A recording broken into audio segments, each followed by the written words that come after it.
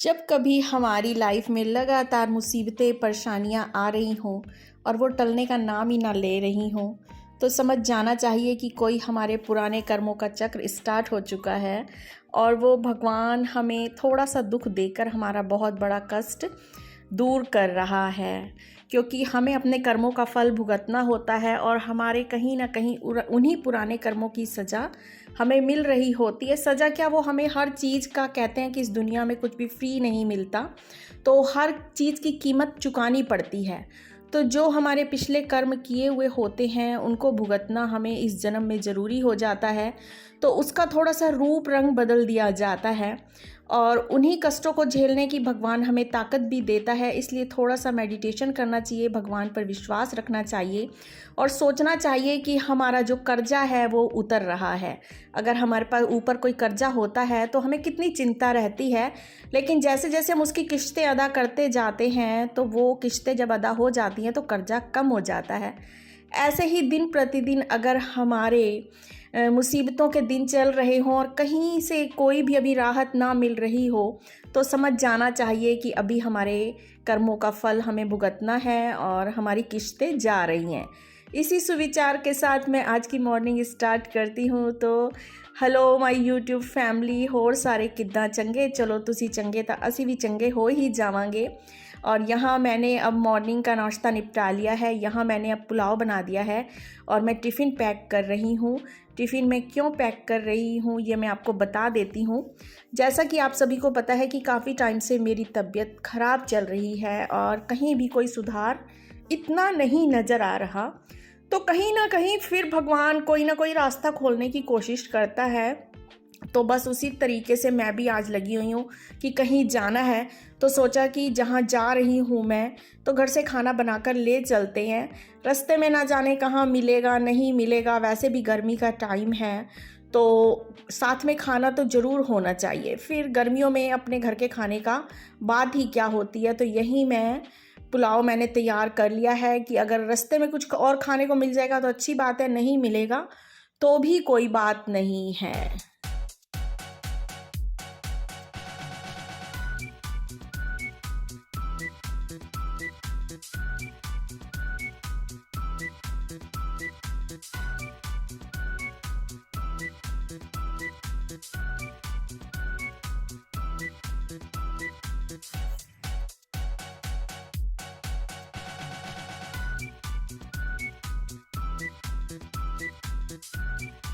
तो वीडियो ज़रा भी पसंद आए तो प्लीज़ एक लाइक कीजिएगा, नए हैं तो चैनल पे सब्सक्राइब करके जाइएगा।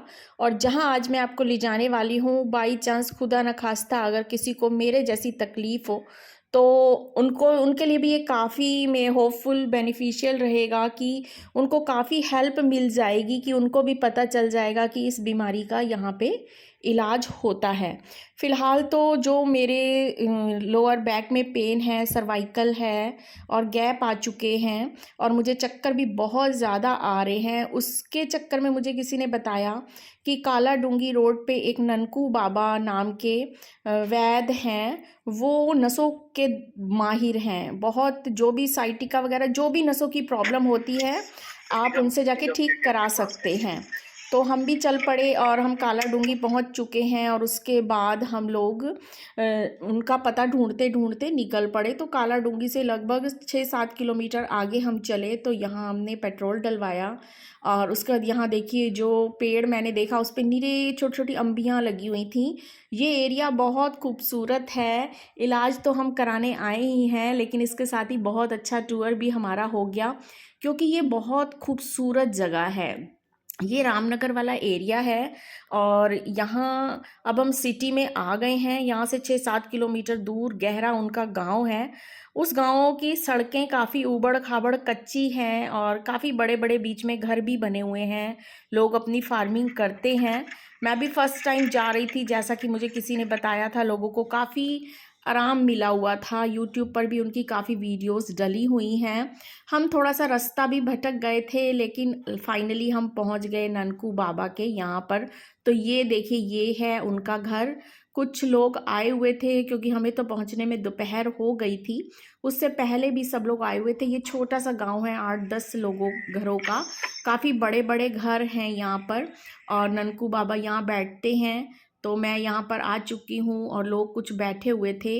तो पता चला कि आज ननकू बाबा की तबीयत ठीक नहीं है, उनको भी टाइफाइड हुआ है। तो उनके बेटे ही यहाँ पर उनको ठीक कर रहे हैं, लोगों की नसें वसें दबा रहे हैं। तो मेरे से पहले जो पेशेंट आए थे, एक एक करके उनकी बारी आई, फिर मेरी बारी आई। तो उन्होंने वीडियो बनाने को मना कर दिया, बोले कि अगर आप वीडियो बनाओगे तो आपको आराम नहीं आएगा। तो मैंने कहा चलो कोई बात नहीं।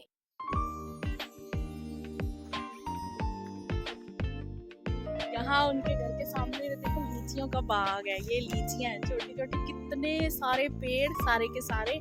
फिलहाल आज उनकी तबीयत खराब थी बाबा जी की, तो उनके बेटे ने मुझे देखा है और फिर बाद में बाबा जी को भी दिखा लिया है। उन्होंने नसों का जो वो करते हैं उन्होंने कर दिया है।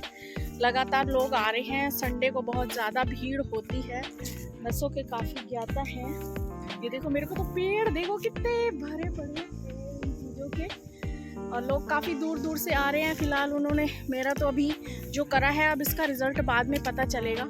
कई लोगों को वो दवाइयाँ भी देते हैं, पर मुझे तो ऐसा फ़िलहाल कुछ नहीं दिया है अभी तक।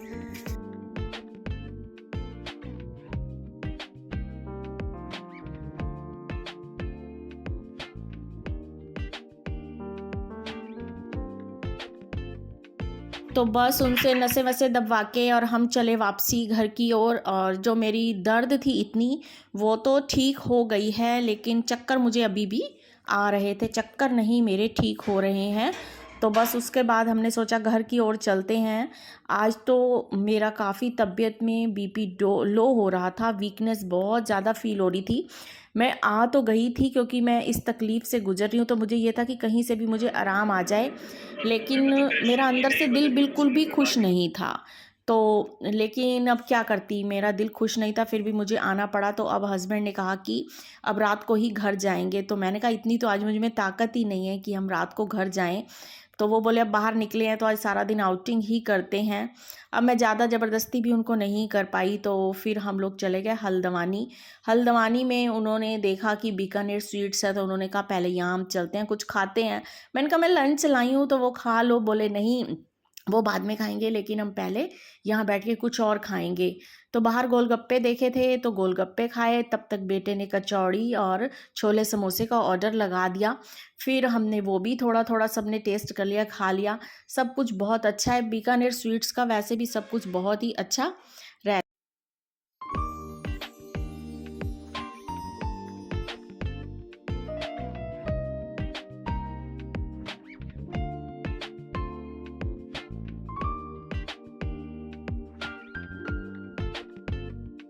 ये लाइफ में फ़र्स्ट टाइम ऐसा है कि जब हम लोग घर से बाहर निकले हैं और आज मैं बिल्कुल भी खुश नहीं हूँ। आज मुझे पता चला सारी खुशी अंदर से होती है, और तबीयत बिल्कुल जब सही नहीं होती तो कुछ भी अच्छा नहीं लगता। वही मेरे साथ हो रहा था, वरना कहीं भी मैं जाती हूँ बहुत एक्साइटेड होती हूँ। तो फिर हल्द्वानी में एक मॉल देखना था, इन लोगों ने, इनको कुछ शॉपिंग करनी थी।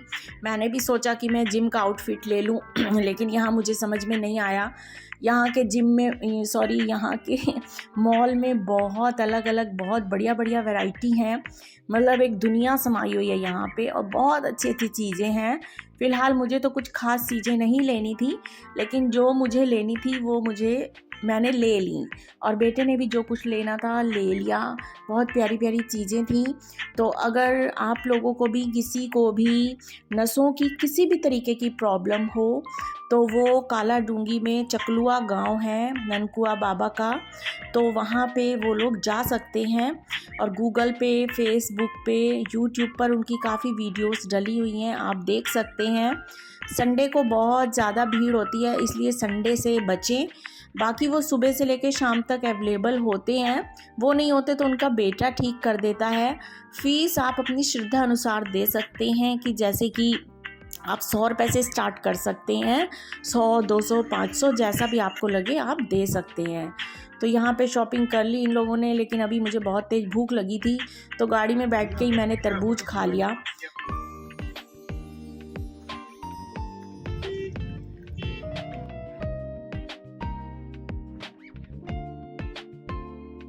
और अब हस्बैंड ने कहा कि खाना अभी हल्द्वानी में नहीं खाते, थोड़ा सा पहाड़ की ओर चल पड़ते हैं, क्योंकि धूप काफ़ी हो रही थी, लगभग 3 बज चुके थे।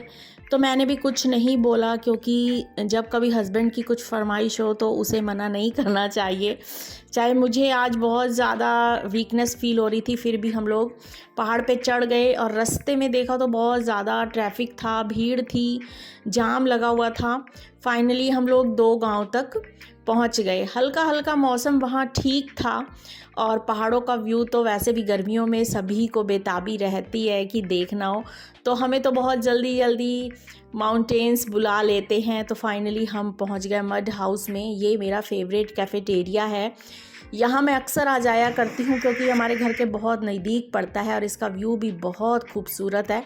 इसका सीटिंग अरेंजमेंट ये लोग टाइम टाइम पे चेंज करते रहते हैं और यहाँ पर लाइव सिंगिंग भी होता है और डेली इनकी स्पेशल एक डिश होती है। तो हम लोगों ने यहाँ खाना वगैरह खाया और उसके बाद मैं तो नेचर को निहारने लग गई और मैं थोड़ा सा बाहर वाले एरिया में आके बैठ गई। इसके पापा और देव तो उसी पंखे वगैरह के नीचे बैठे रहे, लेकिन मैं यहाँ पर आके बैठ के अपने फेवरेट सॉन्ग जो होते हैं वो चला के इन सब को एंजॉय करने लग गई।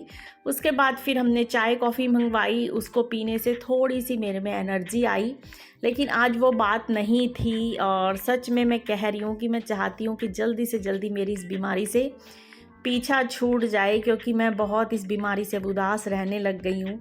तो बस फिर हम लौट चले घर की ओर। इसी के साथ मैं करूँगी वीडियो का एंड और आप बताइएगा आपको पहाड़ों पे आना अच्छा लगता है या नहीं अच्छा लगता। तो बस फिर मैं मिलूँगी एक नई वीडियो के साथ। तब तक तुसी आपदा ख्याल रखिया जी, असी आपदा ख्याल रखांगे बाकी सारे।